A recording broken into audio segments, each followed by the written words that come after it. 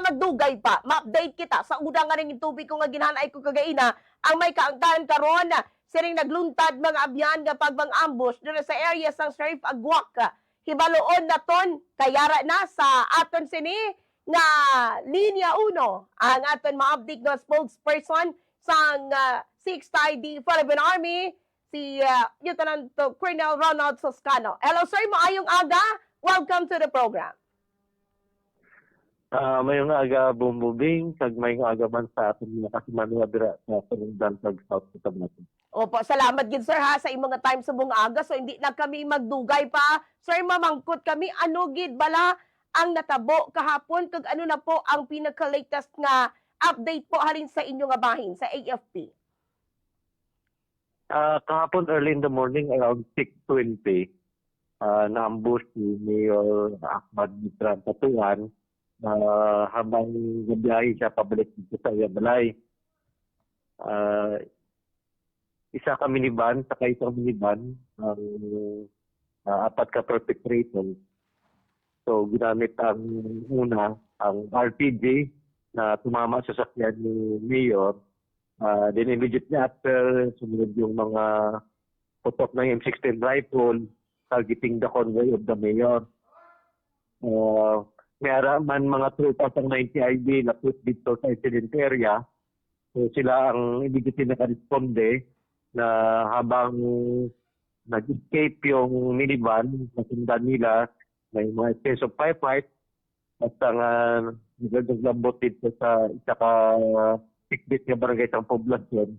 Kaya dito nila naabutan na lang na tatlo sa apat na killed in action, tapos yung driver, the wounded na pa-manage to escape. Tama nang ginapangita subong sa purpose operation sa PNP sa India. Na-identify na bala ini, sir? Ining mga napatay sa follow-up operation po? May mga pangalan naman, mga pamilya lang, lapit lang din sa poblasyon o sa poblasyon mismo. Okay. Na gusto magtimalos. Kay kung makita niyo sa video itong babae nga nagahindi, na nanay ba o kamag-anak nila, do magindanawon lang yung ginhambal niya. Pero kung interpret sa Tagalog, ang ginhambal niya sa tanggaydi. Ginhambalan din ka mo nga hindi na ipadayon, gintuloy nyo gid. Ginhambalan man ka mo nga hindi na magtimalos. Muna ito ba yung mabdan niyo. So, amo to siya. So, but tilingon, may hinanakit sila na disulit na magtimalos sa side ni Mayor. Kung ano man ang ilapakig, mayong mga investigation mabala natin, kung ano gid ang ginhalinan sini, kaya daw last year pa man yung nagabat ni May sila. Ang grupo ni Mayor sa agreed part ni man nga tigadra naman sa Sheripagyo. So ang kamatuoran sini wala sang anuman iyang ginaentrahan nga grupo ining mga suspetsado nga nagpang-ambush kay Mayor, sir? Sa subong di pa natin mahambal while wala pa investigation. Okay. Pero sigurado kita na inis lang individual elements ng dila sa lugar man sa Sheripagyo. Mga tawag natin armed lawless elements. Kung konektado mo sa ibang grupo, siguro mo nang hulaton natin sa investigation sa PNP sa Sheripagyo. Kag ang isa sa mga disturbing no, nga mga video and until now pictures nga nagalap ta sa social media, amo ining RPG nga gintira sa tong isa ka lalaki. Identified ba siya nga upod sa tong mga napatay ning tatlo? Kag how about ang ilang mga high-powered armor? Ang armas po, sir, na confiscate man sa ila? Ang nagtira sang RPG, upod man dito sa tatlong napatay. Okay. Ang mga pusil nga iban nga gamit nila, na pag-abot dito sa lugar, immediately ginkuha sa mga sibilyan, bago pa man nag-abot ang nag-responde. So, kadating lang sila kaya di ba may babae ito naghibi, may nagpalatusid. So, kasi di alaman nila pamilya. Oo. Sa malapit lang mismo sa incident area yung pamilya sa mga perpetrated. Na-mention mo kagaina nga dira man lang, hindi man sila siling ba na naton relative or makabig naton karon nga ini the family feud ang natabo po, sir? Isa ka pamilya dira sa Ripagwak. Pero hindi Nga paryente may ni Mayor. hindi lang natin kung magparintanay sila Okay. o di kaya ibang family din na taga lang mas sa Ripagwak. Oo. Okay, sige. Pero as of now, kumusta po ang Sheriff Agua kag ang mismo ginluntaran sing insidente kag kumusta ang monitoring naton sa mga pumuluyo, sir? Well, kahapon, immediately after ng incident, kahapon, normal naman kita. Everything naman is under control. Muna man gitong gin-target siguro sa mga perpetrators kahapon. Kasi tanuhan ng Manila na sinuon to. Amo man lang itong target kasi ang mga nag-responding ng mga tropa pag police, yung van lang man din naging target kaya wala sa may nadala pang mga civilian. Dapadasig lang sila pag-responde, specific man ang target kaya wala sang ibang panganadamay. Okay. So, na-mentionan mo kagaina, no?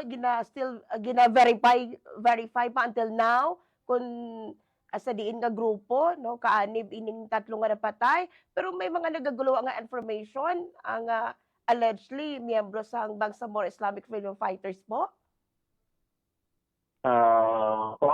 Nauna sa social media may mga nagagawa. Pero mas mayugid nga magawa sang PNP ang investigation na maybe within this week para mas comprehensive po ang magiging information natin sa mga nagahulat nga mga kasimanuan natin. Kung mayroon man behind pamilya na yung pamilya nagsimanot sa pamilya Manila. Sa bahin naman po ni Mayor, no? Wala sang ginbawian sang kabuhi sa ila nga parte kag kumusta tong mga wounded nga iya sini nga mga escort po. Ang nawundid lang atong sa convoy niya, isa ka trupa, tapos isa ka civilian escort. Slight injury lang din naman. Okay. Kasi anytime nakagawas naman sa hospital. Ining lugar bala, sir, para ma-picture out sang mga pumuloy naton, especially diri sa South Cotabato, medyo malayo ba ang police station? Kag kita malayo man ang detachment naton diri sa mga soldado mismo sa insidente kung sa diin natabo ang pagpang-ambush? Ay, lapit kita sa palengke. Okay. Kung ara kasi sa Pagwak, may round ball ng sa Pagwak. Oo. Siguro from the incident area to the round ball, mga nasa 200 meters lang. Agoy. Lapit kayo, diri. tapos palengke na siya. Oo. Kung sa din nakita niyo ang minivan, may mga tindahan dito, part na actually sa merkado. Pero ang pinakasentro nila, mga 200 meters away from the incident area. Matawas yung lugar. Oo. So buot silingon at that time ginbantayan kag balaan na gid nila nga approaching si Mayor. Balaan gid nila nga dito maliko kay dito man ang balay ni Mayor. Oo. Ginbantayan gid nila. Ginbantayan gid. Ay oo. Ko ang balay ni Mayor karon no magluwas may mga private ni siya nga mga bodyguard si Mayor, sir. Damo man na siya siyang mga security. Oo. Mga private escorts niya. Okay. Upod-upod man niya permit sa balay nga may ara man nagasecure. Oo. So no need na karon nga mag-deploy ta da additional nga bantay nga mga soldado man sa balay niya.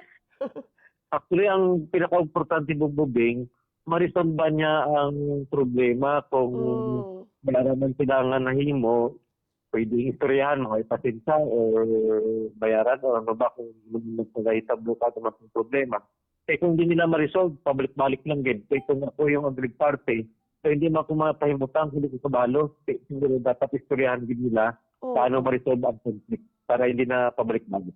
Oo, pero daw kabudlay kon ang PNP dira ang magpatunga. So, di ba amo ni ang parte man sang inyo, sir, no? Nga ang mga ginapatigayon nga pagpatunga sa mga konflikto bala no sa pamilya o mga grupo man dira. So, ano ang posibilidad sini kung hindi LGU or possible AFP mangin tulay man if ever may mga negosyasyon nga matabo po? Meron naman kami framework ng conflict resolution kung paano mag-mediate para masettle yung mga conflict. Kung hindi makaya ni Mayor Masolve sa level niya, araman lang natin si Protest Brigade niya aktibo sa galing pasanguna para mag-mediate sa pag-resolve ng mga conflict. Okay, sige. No, I know may ara ka pa sa coming conference subong nga aga, sir. Ano yung pagpapasiguro mula ngayon sa ating 6th ID Philippine Army na hopefully wala nang mangyaring kagaya nito. And still, no, dahil sa rampant na video sa social media, no, sa ngayon, paano mo ma-rate no ang peace and order sa Mindanao, lalong-lalo na po dyan sa area po ng Sheriff Agua? Well, generally, back to normal naman kita, under control naman siya.